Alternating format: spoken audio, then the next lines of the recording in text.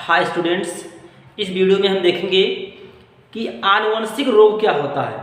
आनुवंशिक रोग यानी कि ऐसा रोग जो एक पीढ़ी से दूसरी पीढ़ी में जाता है, ऐसे रोग को आनुवंशिक रोग कहा जाता है। आनुवंशिक रोग का मतलब है जो रोग एक पीढ़ी से दूसरी पीढ़ी में जाता है। अगर किसी के माता को या पिता को कोई रोग है और वो रोग उसके बच्चे में भी चला जा रहा है तो ऐसा रोग आनुवंशिक रोग कहलाएगा।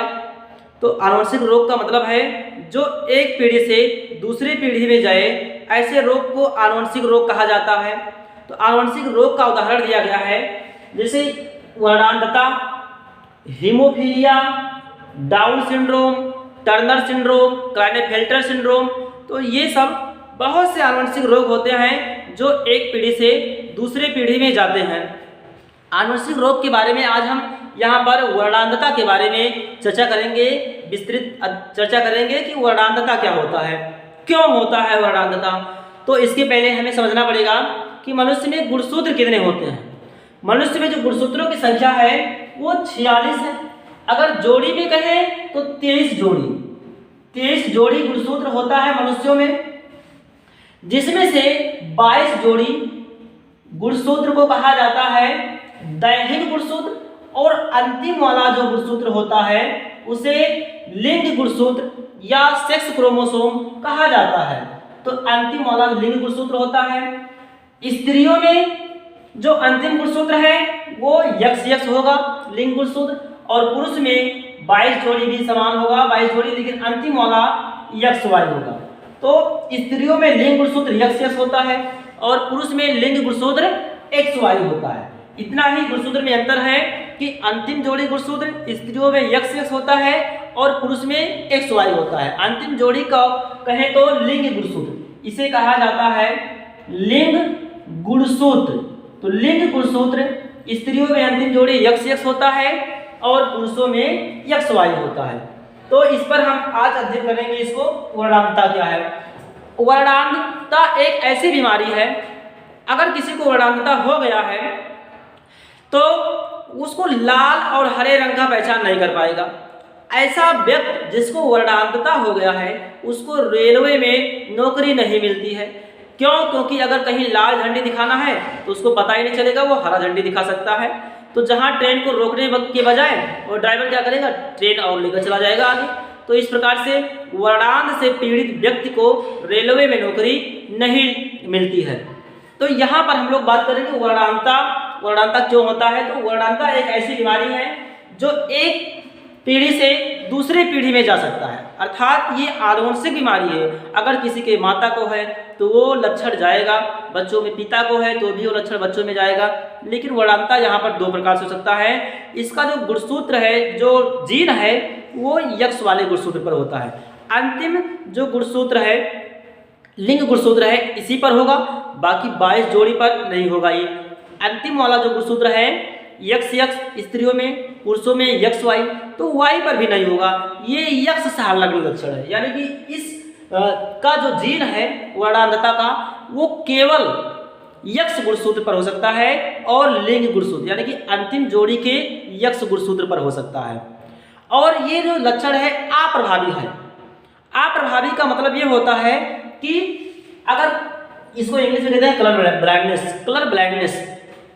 X गुणसूत्र अगर है, इसको हम C लिख दिए तो इसका अर्थ ये हुआ कि इस गुणसूत्र पर ऐसे जीन है जो वर्णांधता को दर्शाते हैं, यानी कि वर्णांधता वाला जीन इस गुणसूत्र पर है।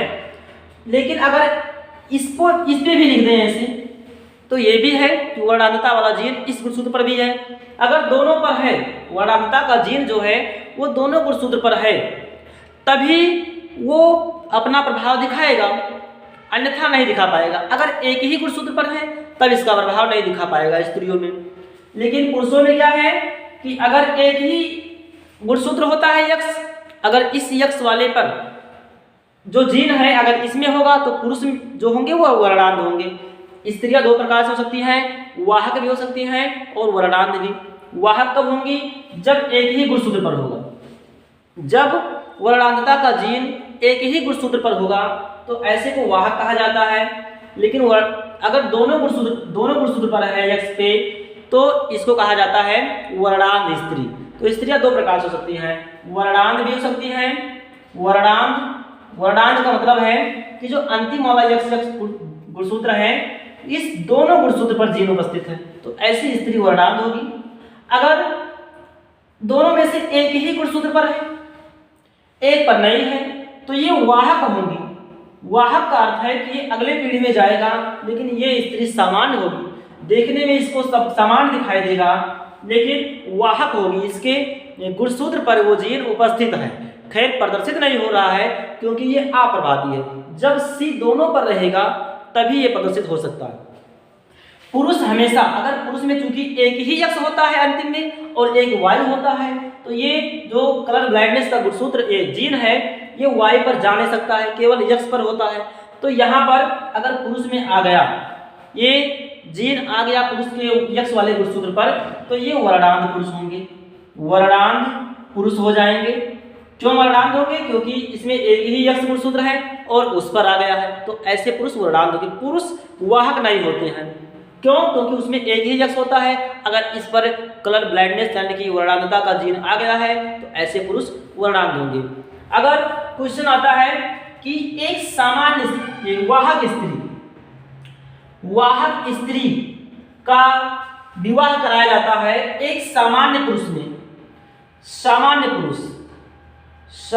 पुरुष से कराया जाता है, तो उसके बच्चों में जो इसका प्रभाव है कैसे देखने के लिए मिलेगा। तो सबसे पहले हम लोग इसको समझते हैं कि वाहक स्त्री का अर्थ है कि इसका जो अंतिम गुणसूत्र है, उस गुणसूत्र में से केवल एक ही पर है, यानी कि इस स्त्री को समान दिखाई देगा सब कुछ, लाल हरे का पहचान होगा, इसको वर्णांधता नहीं होगा, लाल हरे का पहचान होगा, लेकिन इसके गुणसूत्र पर, एक गुणसूत्र पर वर्णांधता का जीन उपस्थित है, ये वाहक की तरह कार्य करेगी। और पुरुष जो है वो सामान्य है। सामान्य का अर्थ यह है कि यक्स वाई, इसमें किसी भी यानी कि यक्स पर गुणसूत्र पर नहीं होगा जीन, वर्णांधता का जीन नहीं होगा, पुरुष सामान्य है। और स्त्री वाहक है, तो जब इसका हम लोग संकरण कराएंगे, देखेंगे कि कैसे कैसे बनता है।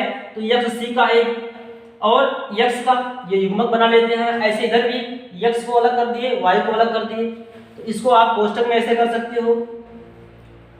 इसको युग्मक बनाने के लिए इसका पहले इससे कराएंगे, तो ये जो बनेगा x पर c है और x है, ये हो गया। दूसरा जो बनेगा इसका इसके साथ बनेगा x c और y, ये पुरुष है यानी कि लड़का है और ये लड़की है। इसमें अब इसका कराएंगे, एक बार इससे फिर एक बार इससे, लेकिन पहले इससे करा लेते हैं x, तो ना तो इस यक्स पर है ना इस यक्स पर जीन उपस्थित है। इसी प्रकार दूसरा है x y। अब देख लेते हैं ये और ये दोनों तो लड़के हैं और ये दोनों लड़की, अर्थात ये पुत्र हैं और ये पुत्रियां दोनों हैं। अब पुत्रियां जो हैं, यहाँ पर दो पुत्री हैं लेकिन एक वाहक है, ये वाहक है और ये सामान्य है, ये एक सामान्य होगी क्योंकि इसके किसी भी गुणसूत्र पर सी वाला अर्थात वर्णांधता वाला जीन उपस्थित नहीं है, इसलिए ये स्त्री सामान्य होगी। अगर दोनों में देखा जाए पुत्रों में, तो ये वाहक में ये वर्णांध हो जाएगा, एक पुरुष वर्णांध हो जाएगा, ये पुत्र वर्णांध होगा, लेकिन ये जो होगा ये सामान्य हो जाएगा, सामान्य। तो अगर हम देखें कि दो स्त्री बन रही थी यानी कि दो पुत्रियां बन रही थी, तो दोनों में से एक वाहक है एक सामान्य, कोई भी पुत्री वर्णांध नहीं है। दोनों में से यानी कि 50% पुत्रियां वाहक हैं और 50% पुत्रियां सामान्य हैं। ऐसे पुत्रों में 50% वर्णांध है और 50% सामान्य। तो इस प्रकार की इसकी वंशागति होती है।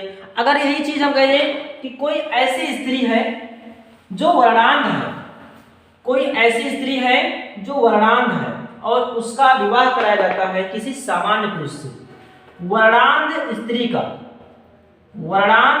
का विवाह सामान्य पुरुष से होता है, तो वर्णांध स्त्री का जो संकेत होगा वो दोनों वाले पर होगा, अर्थात दोनों अंतिम जो गुणसूत्र है लिंग गुणसूत्र, इस दोनों पर सी सी का अर्थ है वर्णांतता का जीन उपस्थित है। तो वर्णांतता का जीन जब दोनों गुणसूत्र पर उपस्थित होगा तब ऐसी स्त्री वर्णांत होगी। तो ये वर्णांत स्त्री का संकेत है कि दोनों यक्ष पर जीन उपस्थित है वर्णांतता का। यहाँ पर सामान्य पुरुष है। सामान्य पुरुष का अर्थ है इसके यक्ष गुणसूत्र पर जीन उपस्थित नहीं होगा वर्णांतता का। इसका अगर हम पहले युग्मक बना लें एक्स सी, फिर दूसरा युग्मक बनेगा एक्स सी, ऐसे इसका बनेगा एक्स वाई, इसका हम संकलन कराएंगे एक्स एक्स, तो x पर इस पर c उपस्थित है तो यक्ष हो जाएगा, ये यक्ष। इसका एक बार इससे कराएं तो x c y, इसका एक बार इससे कराएं तो x c x, इसका एक बार इससे कराएं तो x c y।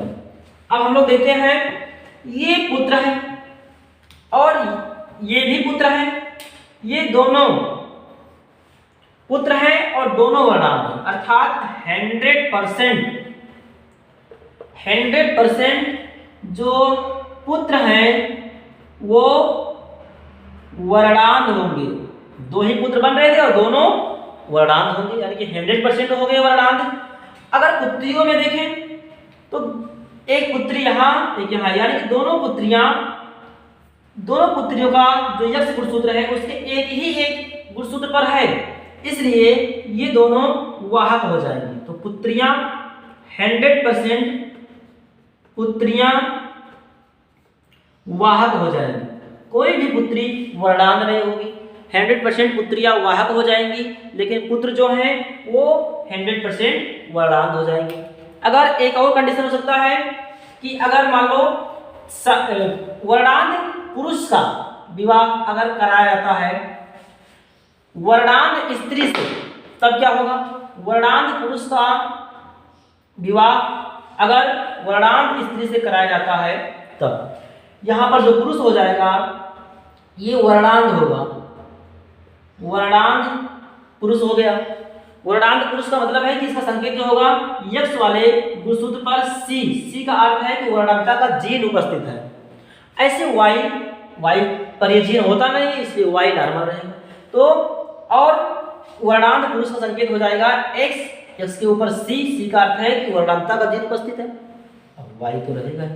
साथ ही साथ अगर वर्णांत स्त्री भी है, इसका जो वंशागति होगा ये कुछ इस प्रकार से एक्स सी एक्स, इस पर भी सी है, इसका इससे तो एक्स सी वाई, इसका इससे एक्स सी और इसी का एक बार इससे कराएंगे तो एक्स सी वाई।